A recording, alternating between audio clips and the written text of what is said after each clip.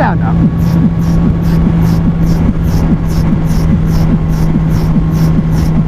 Bring it down now.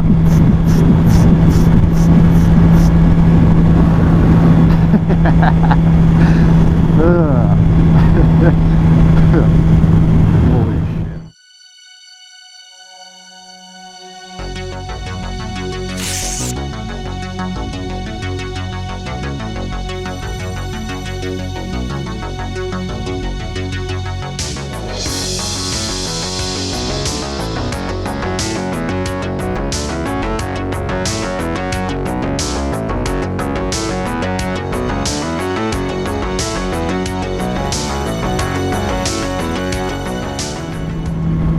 Hey, what's going on, ladies and gentlemen? There's something I wanted to talk about, and that is the people don't realize how dangerous it is to use your phone while you're driving. And I just wanted to list some details for you to kind of break it down on how dangerous it is. I'm not just bitching about cell phones just to do it. It's because this is actual factual data. And it's 100% correct. It's estimated that 4,300 motorcycle accidents resulted in death in 2010. Ever since 1980 all the way to 1998, that number was steadily dropping. I mean, it was like it was just going away.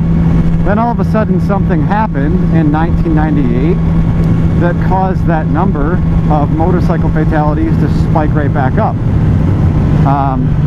A lot of you that were alive in 1998 probably remember this is when SMS text messaging became popular. Before this time, before 1998, all through the 90s, text messaging was rarely ever used by anyone. There was no, like, the phone companies just didn't see the practicality of being able to shoot a message instead of getting involved in a phone call, especially if it was something quick. So the only people that ever used it were people that were like hearing disabled and stuff. So in 1998, it finally started to gain some popularity among teenagers and young adults. Because, you know, it's just texting. If you're not in a car, texting is great. It's a great way to communicate with somebody without having to actually call them, especially if you only wanted to say 2 or 3 words. There's no point in calling them, and, you know, it's just more convenient, I guess is the word for it.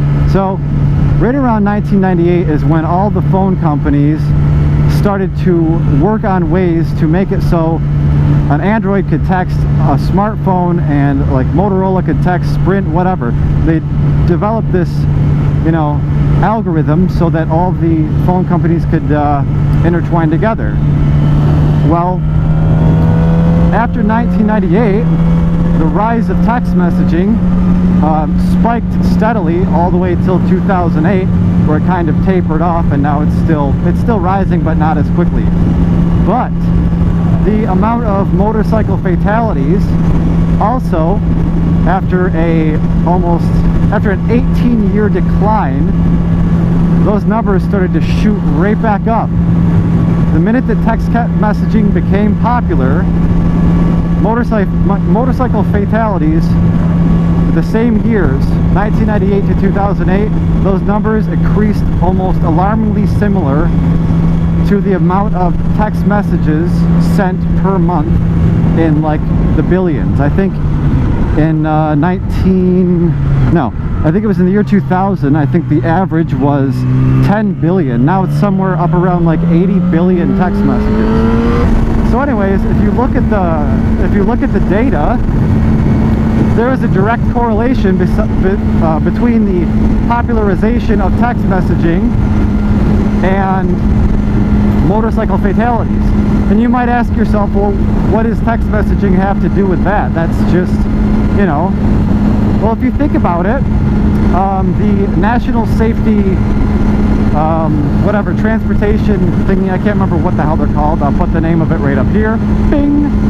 And they did a study that shows that the average driver that is texting while driving will take their eyes off the road for 4.6 seconds, I believe. And at 55 miles an hour, that is the length of a football field that somebody is driving without looking. That is just, I don't know about you, but to me that's terrifying. From the time you're born until the time that you're 16, you wait 16 years for the privilege and the joy of being able to operate a car. So don't be a fucking idiot and piss away that opportunity. Driving is it's a privilege, it's not a right. And one of these days when you're texting and you fucking kill someone, not only are you going to cost them their life, but you are going to ruin everyone's life that they know. And for what? To send a message because you couldn't wait 2 minutes? Or you were so fucking lazy you couldn't pull over? It's just not worth it. It is absolutely not worth it. And that, my friends, is the ending to a gorgeous day. Barum. And I stared at it too long, and I'm kind of blind. Well, a lot of bikers out doing the night ride. Oh yeah. How can you have a bad day when it ends like that? And I just had like 6 bikers, all on cruisers, all wave to me. It's a record. It's a world record. Is what it is. And it's because of that sunset. It just makes everybody happy. Jesus, another motorcycle. This is crazy. Lots of people out doing their thing. Everybody's out enjoying the weather. Aw, shit. And all you fucks in cars, you're probably all miserable. Because I'm sorry, you cannot get a view like this from inside your car. I have a full 360-degree access to said scenery.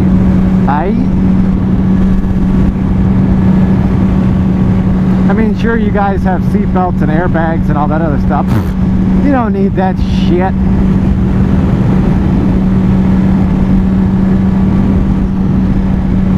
If you live your whole life all ultra cautious, then you're never going to enjoy it. You know? You gotta take a risk. This right here, this is my risk machine. I mean, I don't go fucking crazy on it, but still. Just riding it in Western New York with all the dumb shits around here is pretty risky.